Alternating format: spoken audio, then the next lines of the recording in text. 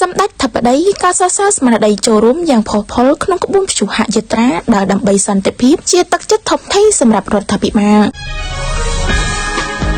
សម្ដេចធិបតីហ៊ុនម៉ាណែតសូមកោតសរសើរចំពោះស្មារតីចូលរួមយ៉ាងផុសផុលក្នុងព្រឹត្តិការណ៍ព្យុហយាត្រាដើរដើម្បីសន្តិភាពដែលជាទឹកចិត្តដ៏ធំធេងសម្រាប់រដ្ឋាភិបាលក្នុងការខិតខំស្វែងរកសន្តិភាពសម្រាប់ជាតិនិងប្រជាជនកម្ពុជាលើបណ្ដាញសង្គមផ្លូវការសម្ដេចធិបតីនាយករដ្ឋមន្ត្រីកាលពីថ្ងៃទី18ខែធ្នូបានបង្ហោះសារយ៉ាងដូចនេះថាកម្ពុជាត្រូវការសន្តិភាពមហាគ្រួសារកម្ពុជាមហាសាមគ្គីភាពស្មារតីតែមួយសម្លេងតែមួយបានស្រែកឡើងដូចគ្នាគឺកម្ពុជាត្រូវការសន្តិភាពសូមផ្ញើជូនពិភពលោកពីបេះដូងដ៏បរិសុទ្ធនិងចេតនាដ៏ស្មោះស្ម័គ្របំផុតបើតាមបណ្ដាញសង្គមសម្ដេចធិបតីមហាកម្លាំងសាមគ្គីនៃប្រជាជាតិខ្មែរមកពីគ្រប់មជ្ឈដ្ឋានគ្រប់និន្នាការនយោបាយនិងសាសនាបានមកជួបជុំក្រោមស្មារតីខ្មែរតែមួយដើម្បីធ្វើព្យុហយាត្រាដើរដើម្បីសន្តិភាពរបស់មហាគ្រួសារខ្មែរបានចាប់ផ្ដើមចេញដំណើរពីបរិវេណផ្សាររាត្រីមាត់ទន្លេឆ្ពោះទៅកាន់សួនច្បារវិមានឯករាជ្យក្នុងបរិយាកាសពោរពេញដោយក្តីសង្ឃឹមក្តីជឿជាក់និងស្មារតីសាមគ្គីភាពជាតិបណ្ដាញសង្គមសម្ដេចធិបតីក៏បានគូបញ្ជាក់ថា